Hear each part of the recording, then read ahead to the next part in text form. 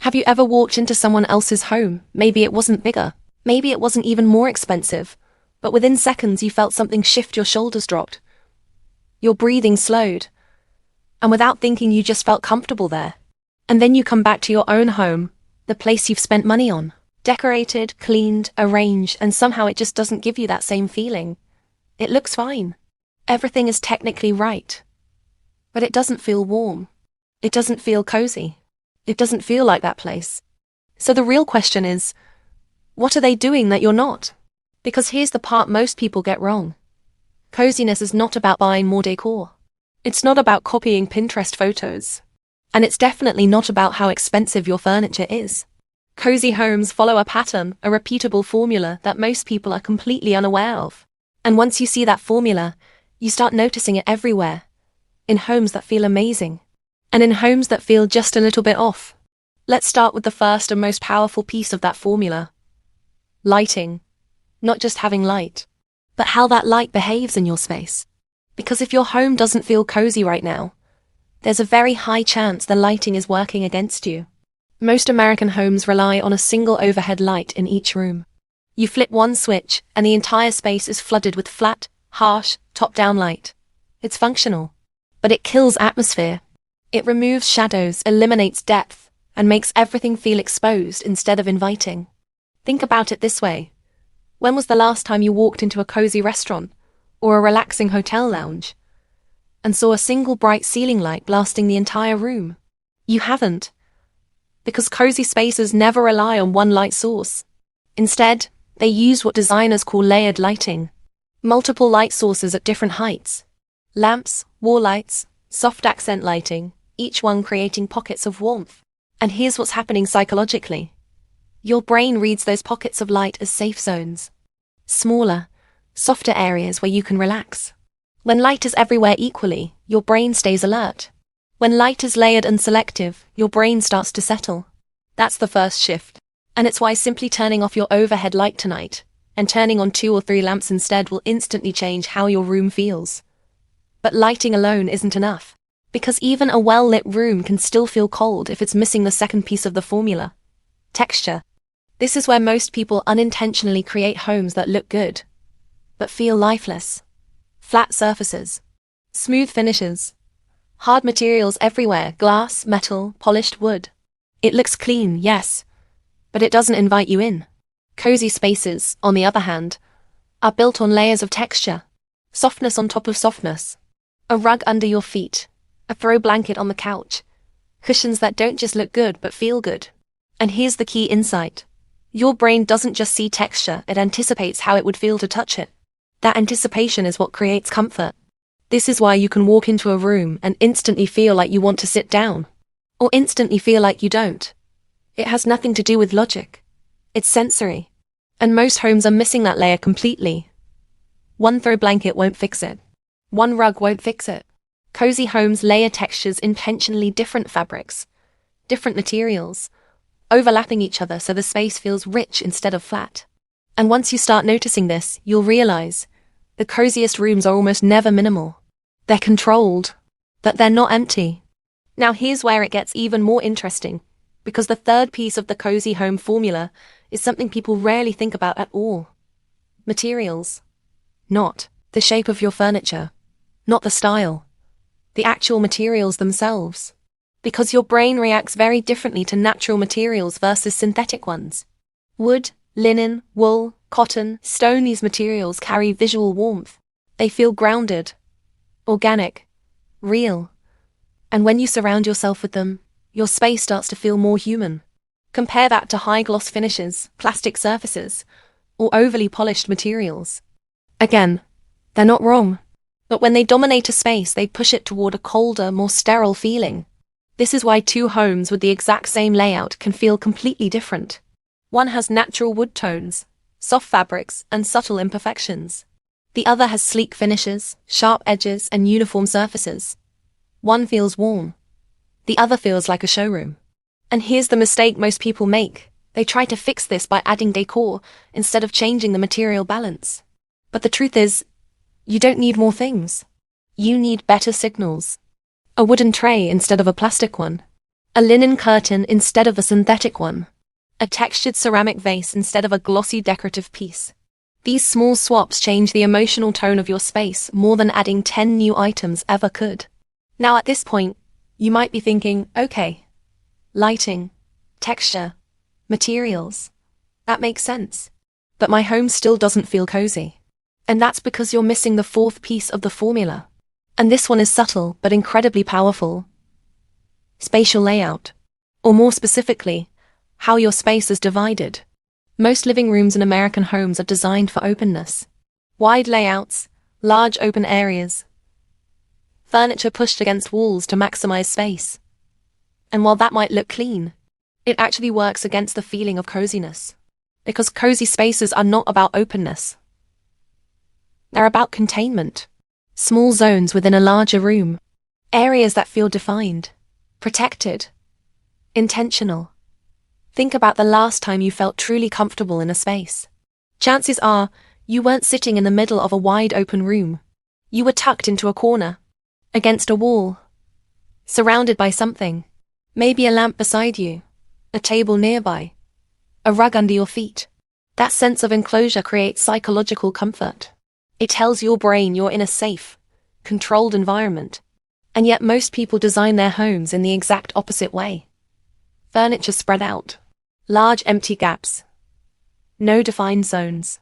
Which means even if everything looks good individually, the room never feels cohesive, never feels grounded, and definitely never feels cozy.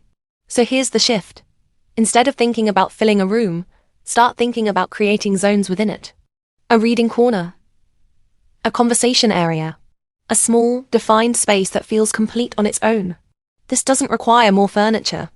It requires better placement. Pulling furniture closer together. Using rugs to define areas. Adding a lamp to anchor a corner. These small adjustments change how your space is experienced without changing what you own. Now here's where most people start to see the pattern. Cozy homes aren't random. They're built, intentionally, piece by piece. And each piece reinforces the others. Lighting supports texture. Texture enhances materials. Materials define the tone. Layout brings it all together.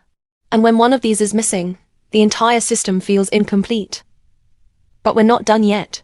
Because everything we've talked about so far is just the visible layer of coziness. The part you can see. And the real transformation happens when you go beyond that. Into the part of your home you don't just see, but feel. And that's exactly where we're going next. Because here's the part almost nobody talks about.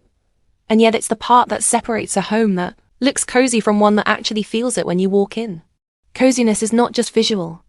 It's sensory. It's how your home sounds. How it smells. How it physically feels to exist in.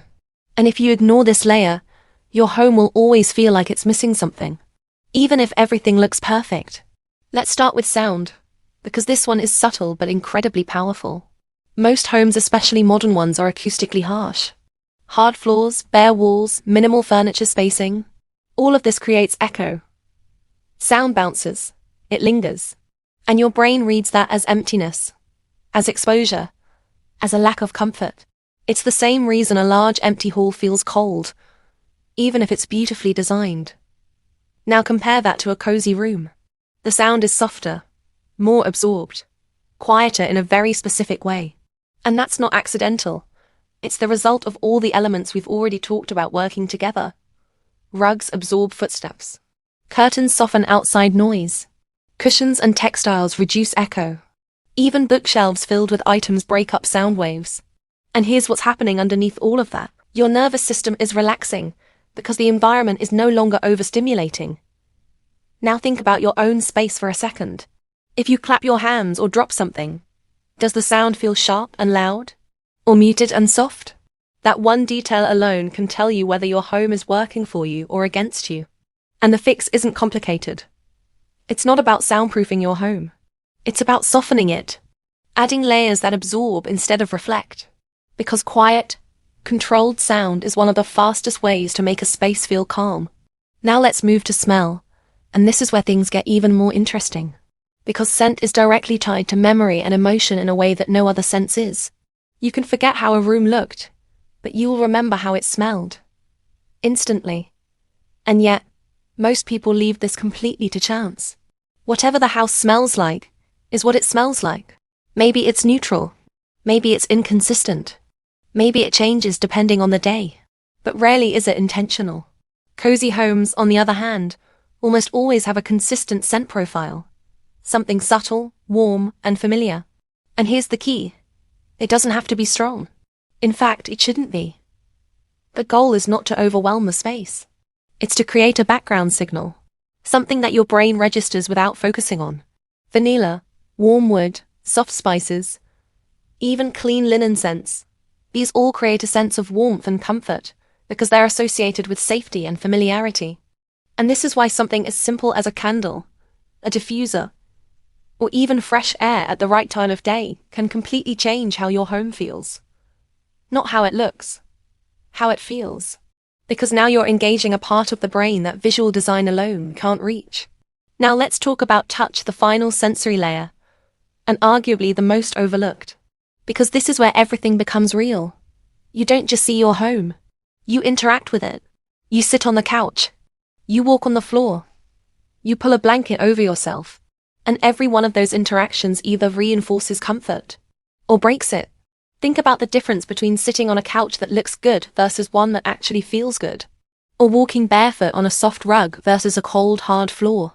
These are small moments, but they add up. They define your daily experience. And most homes are designed visually first, physically second.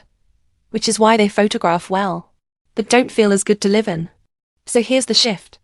Start evaluating your home not just by how it looks, but by how it feels in use. Is your couch inviting you to sit, or just to look at it? Does your bed feel like a place you want to stay, or just somewhere you sleep? Are your everyday touchpoints, your blankets, your seating, your surfaces working for comfort or just appearance? Because once you start thinking this way, everything changes.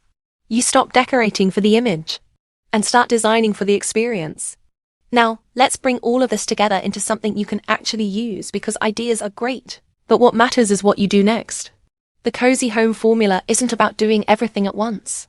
It's about applying the highest impact changes in the right order. Step 1. Fix your lighting. Tonight, turn off your overhead lights and use lamps instead. If you don't have enough, that's your starting point. Warm bulbs, multiple sources, different heights. This alone will give you the biggest immediate shift. Step 2. Add texture. Not randomly, but intentionally. A rug where your feet go. A throw where you sit. Cushions where you rest. Layer softness into the places you actually use. Step 3. Upgrade your materials.